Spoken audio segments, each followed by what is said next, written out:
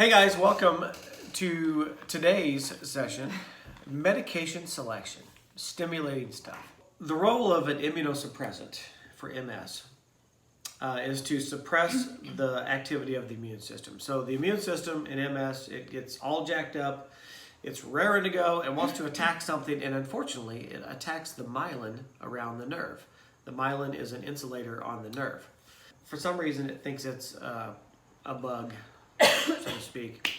So the goal is to lower the immune system excitedness, so to speak, so that it doesn't want to attack the myelin sheath around that nerve. So after we got, our last visit with the doctor, by the way, you see we're twinning today. Oh, we cute. Went to the doctor. She recommended 3 potential medications. One was Tecfidera, one was Aubagio, and one was Copaxone. Tecfidera is a larger pill, Aubagio is a slightly smaller pill, and Copaxone is an injection. In terms of the size of the pill, she has some swallowing issues to go along with this. So the Tecfidera might be a little bit difficult to swallow. The Copaxone, we didn't really want to haul around a refrigerated injectable medication all the time, so we were kind of on the fence with those. So in the end, we did some research on what medication would be best based on The results? the results of studies, yeah. How good are they? How effective are they? Overall, we wanted to make the decision for which medication would be best based on the results of the studies and the trials. So with the Tecfidera, 27 to 29% of the people showed relapses. With the Aubagio, 43% of the people on the drug showed relapses. And the Copaxone really didn't have that, so we couldn't really compare. With the Tecfidera, there was a greater reduced risk of relapses than there was with the Aubagio and the Copaxone. So the Tecfidera won that one. In terms of the number of overall relapses, the Tecfidera had good results there. The Aubagio and the Copaxone did not show any results in their studies. In terms of increasing disability, the Tecfidera had between 13 and 16% of the people on the trial showed an increase in disability, whereas on the Aubagio, 16 to 20% of the people on Aubagio showed an increase in disability. And again, the Copaxone just didn't show a lot of technical results.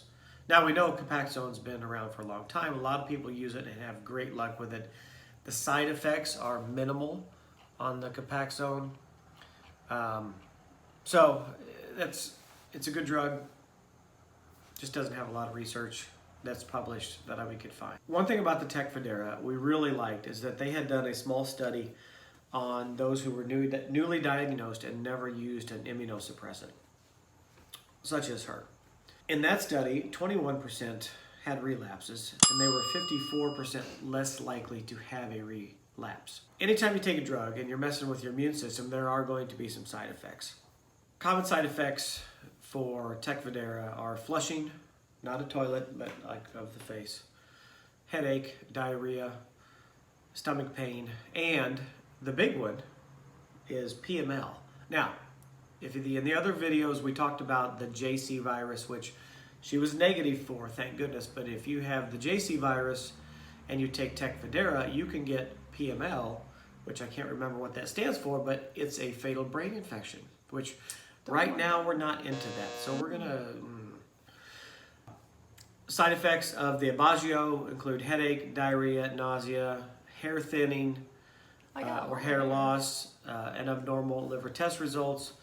With the Copaxone, skin problems at the injection site, a rash, shortness of breath, flushing are common side effects. So at the end of the day,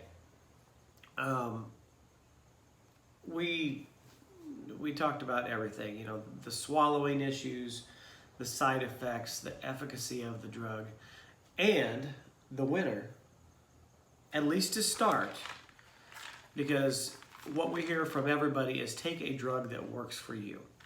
Most MS people try 2 or 3 drugs before they really find a drug that works for them.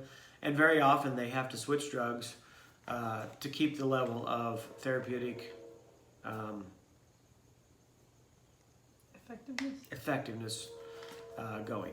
The winner of round 1 and the drug we decided to go with is Tecfidera. That was because of the mainly the results of the study for the newly diagnosed. So it's gonna be a little harder for her to swallow, so we're gonna have to get through that. I'm willing to give it a try. But she's willing to give it a try. I gotta do it twice a day. Yeah, is what it is. This little box right here, 2 little boxes or 2 little bottles inside of there is $4,000 worth of medication. 4,000? Yes, good times.